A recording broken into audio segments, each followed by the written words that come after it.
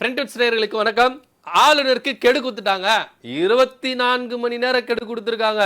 இந்த 24 மணி நேரத்துக்குள்ள தமிழ்நாடு அரசுக்குள்ள என்ன பண்ணும், இவர் சமரசமா பேச்சுவார்த்தை நடத்தணும் அப்படின்னு சொல்லிட்டு தெல்ல தெளிவா சொல்லியிருக்கு உச்சநீதிமன்றம். என்ன விஷயம் அப்படின்னு பாத்தீங்கன்னா, ஆளுநர் மேல ஆல்ரெடி 2 ரிட் மனு வந்து என்ன பண்ணிருக்காங்க, பதிவு பண்ணிருக்காங்க நம்ம தமிழ்நாடு கவர்மெண்ட். என்ன அப்படின்னு பாத்தீங்கன்னா, நிறைய மசோதாக்கு ஐயா வந்து என்ன பண்ண மாட்டேங்கிறாரு, ஒப்புதல் அளிக்க மாட்டேங்கிறாரு. இது கூட நாங்க வந்து என்ன பண்ணோம், சரி சட்ட ரீதியா நாங்க பாத்துக்கலாம் அப்படின்னு சொன்னோம். திடீர்னு என்ன பண்றாரு, தன்னிச்சையா வந்து செயல்படுறாரு, சுயம்பா வந்து நின்று செயல்படுறாரு. அப்படி என்னையா பண்ணிட்டாரு அப்படின்னு நம்ம கேட்டோம்னா, யூஜிசி முறைமையை வந்து என்ன பண்றாரு, உள்ள திணிக்கிறாரு. அதாவது பல்கலைக்கழகங்களுக்கு துணைவேந்தர்களை நியமிக்கிறது வந்து தமிழ்நாடு அரசு தேடுதல் குழு போட்டு என்ன பண்றாங்க, நாங்க நியமிக்கிறோம். ஆனா இதுல ஆளுநர் என்ன சொல்றாருன்னா, நீங்க சொல்ற மாதிரி எல்லாம் நான் கேட்க முடியாது, நான் சொல்ற ஒரு ஆளை போடுங்க அப்படின்னு என்ன பண்றாரு, அவர் வந்து கொடைச்சல் கொடுக்கிறாரு. ஐயா இந்த மேட்டர் ரெண்டுத்தையும் என்ன பண்ண, நீங்க தான் விசாரிச்சு எங்களுக்கு பதில் சொல்லணும் அப்படின்னு சொல்லிட்டு தமிழ்நாடு கவர்மெண்ட் என்ன பண்ணிச்சு, 2 ரிட் மனு என்ன பண்ணிச்சு, உச்சநீதிமன்றத்தில் தாக்கல் பண்ணிச்சு. ஆல்ரெடி ஆளுநருக்கு கொட்டு மேல கொட்டு வச்சிருக்கு உச்சநீதிமன்றம்.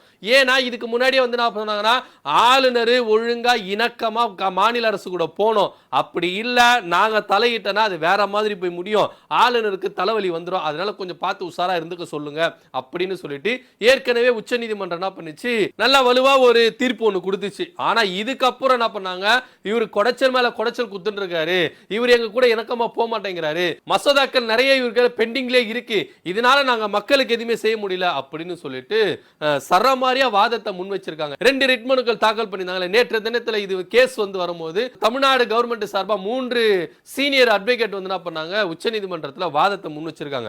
அதுல பாத்தீங்கன்னா, ஐயா ஆளுநர் ஆர்டிகல் 200 என்ன பண்றாரு, மீறாரு, அவர் வந்து அரசியலமைப்பு சட்டத்துக்கு உட்பட்டு தான் நடக்கணும், ஆனா ஆர்டிகல் 200 அவர் என்ன பண்றாரு, மீறாரு. எப்படி அப்படின்னு பாத்தீங்கன்னா, இப்போ சட்டசபையில வந்து ஒரு மசோதா வந்து நிறைவேற்றி ஆளுநர் மாளிகை அனுப்புறாங்கன்னு வச்சுக்கோங்களேன்.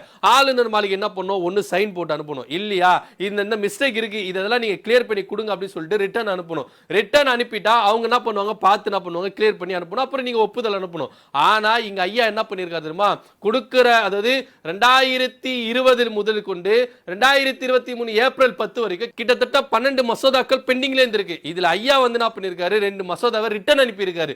ரிட்டர்ன் அனுப்புனோனே தமிழ்நாடு கவர்மெண்ட் என்ன பண்ணுச்சுன்னா, திடீர்னு அவசரமா அமைச்சரவை கூட்டி அந்த 2 மசோதாவை ரிட்டர்ன் அனுப்புனார்ல, அந்த 2 மசோதாவையும் திரும்பவும் நிறைவேற்றி ஆளுநர் மாளிகை அனுப்பிட்டாங்க.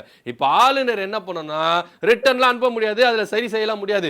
அதாவது ஆளுநர் ஒரு மசோதாவை ரிட்டர்ன் அனுப்புறாரு, அந்த மசோதாவை சட்டசபை கூடி திரும்பவும் அந்த மசோதாவை நிறைவேற்றிட்டாங்கன்னா ஆளுநர் இப்ப கம்பல்சரி ஒப்புதல் கொடுத்தே ஆகணும். அதை நீங்க பெண்டிங்ல போடக்கூடாது, மிஸ்டேக்னு சொல்லவும் கூடாது, குடியரசுத் தலைவருக்கு அனுப்பக்கூடாது, அவர் என்ன பண்ணும், கொடுத்தே ஆகணும். அது மாதிரி தான் தமிழ்நாடு கவர்மெண்ட் என்ன பண்ணுச்சு, அந்த 2 மசோதா திருப்பி என்ன பண்ணிச்சு, நிறைவேற்றி அனுப்பிச்சு. ஆனா ஐயா என்ன பண்ணாருன்னா, அந்த 10 மசோதா இருக்குல்ல, அது என்ன பண்ணாரு, குடியரசுத் தலைவருக்கு அனுப்பிட்டாரு.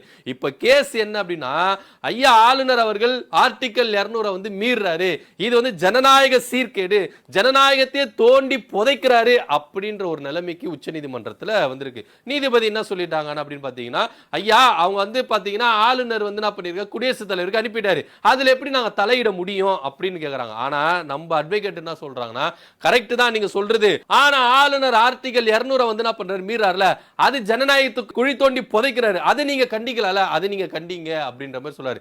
ஏன் அப்படின்னு பாத்தீங்கன்னா, ஆளுநருக்கு ஒரு மசோதாவை அனுப்பிட்டாங்கன்னா அவர் குடியரசுத் தலைவருக்கு அனுப்பலாம், அதுல எந்த வித மாற்று கருத்து இல்ல. ஆனா இங்க ஆளுநர் ஒப்புதல் கொடுக்காம இருக்காரு, கிடப்புல போட்டு இருக்காரு, அதுதான் இங்க பிரச்சனை. அவர் என்ன நினைச்சுக்கிறாருன்னா, எனக்குன்னு ஒரு சட்டம் இருக்கு, எனக்குன்னு ஒரு கவர்மெண்ட் இருக்கு, இந்த மாநிலத்துக்கே நான் தான் முதன்மையானவர் அப்படின்னு அவருக்குள்ள நினைச்சுக்கிட்டு என்ன பண்றாருன்னா, அவர் ஒரு போக்குல போறாரு. அதுதான் அவர் பண்ற பெரிய மிஸ்டேக்.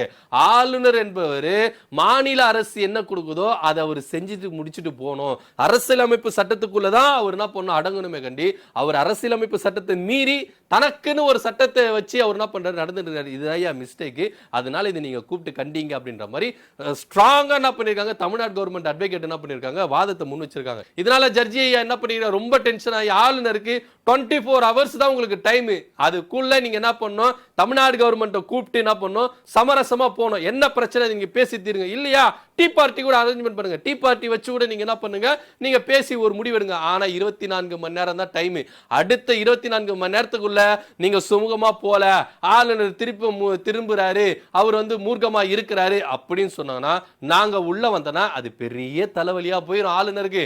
அதனால கொஞ்சம் பார்த்து சொல்ல 24 மணி நேரம் தான் டைம் அப்படின்ற மாதிரி ஒரு கெடு கொடுத்திருக்காங்க. இப்ப ஆளுநர் என்ன பண்ண போறாரு? ஆல்ரெடி ஜனவரி 26ஆம் தேதி டீ பார்ட்டி வச்சாங்க, அப்பவே யாருமே கலந்துக்கல, அடிச்சது ஆளுநர் மாளிகை. சோ இந்த வாட்டி என்ன பண்ண போறாரு அப்படின்னு தெரியல. இப்போ என்னன்னா திருடனுக்கு தேலு கொட்டின மாதிரி கம்முன்னு இருக்கணும் அப்படின்ற மாதிரி ஆளுநரை என்ன பண்ணணும், இப்ப தமிழ்நாடு கவர்மெண்ட் கூட இணக்கமா போனோம், வேற வழியே இல்லை. ஏன்னா உச்ச நீதிமன்றமும் தெல்ல தெளிவா சொல்லியிருக்கு, அரசியல் அமைப்பு சட்டமும் என்ன பண்ணுது தெல்ல தெளிவா சொல்லியிருக்கு. சோ இப்ப ஆளுநர் என்ன பண்ண தன்னிச்சையா முடிவு எடுக்க கூடாது. இதுல இன்னொரு விஷயம் என்னன்னா, நாடாளுமன்றத்தில் மோடி ஐயா அவர்கள் என்ன சொல்லியிருக்காரு, நாங்க தயார் பண்ணி கொடுக்கறதா குடியரசுத் தலைவர் என்ன பண்றாரு படிக்கிறாரு. அதாவது நாடாளுமன்றம் கூடும் பொழுது குடியரசுத் தலைவர் உரையாற்றும் பொழுது மத்திய அரசு என்னென்னலாம் ப்ரிப்பேர் பண்ணி கொடுக்குறாங்களோ அதை தான் வந்து என்ன பண்ணுவாரு குடியரசுத் தலைவர் என்ன பண்ணுவாரு படிக்கிறாரு. அதே மாதிரி தான் ஒவ்வொரு மாநிலத்துக்கும் பொருந்தும். அந்தந்த மாநில அரசாங்கம் ரெடி பண்ணி கொடுக்கிற அந்த பட்டியலை தான் ஆளுநர் சட்டசபையில படிக்கணும் அப்படின்ற மாதிரி ஒரு அறிவுரையை சொல்லியிருக்காரு. இந்த அறிவுரையை ஐயா ஆளுநர் கேட்பாரா அப்படின்றது ஒரு பெரிய கேள்விக்குறியா இருக்கு. ஏன்னா மேல இருக்கிறவங்க மோடி ஐயாக்கே தெரியுது நல்லாவே என்ன பேசணும், என்ன எது பண்ணணும், யாருக்கு என்னென்ன பவர் இருக்கு அப்படின்னு. ஆனா கீழே இருக்கிற ஆளுநர் ஆர் என் ரவி, அவர் வழியில வந்த ஆளுநர் ஆர் என் ரவி ஐயாவுக்கு ஒண்ணுமே தெரியல, அவரு தன்னிச்சையா முடிவு பண்றாரு. சோ இப்ப மோடி அவர்கள் சொன்ன அறிவுரையை ஆளுநர் ஆர் என் ரவி ஏற்றுப்பாரா ஏற்றுக்கொள்ள மாட்டாரா அப்படின்ற ஒரு கேள்வியும் இருக்கு. உச்சநீதிமன்றம் 24 மணி நேரத்துல ஒரு கெடு கொடுத்திருக்கு, அதன்படி ஆளுநர் செய்வாரா செய்ய மாட்டாரா அப்படின்ற ஒரு கேள்வி இருக்குது. இதை பத்தி உங்க கருத்து என்ன அப்படின்றத கீழே கமெண்ட் பண்ணுங்க. நன்றி, வணக்கம்.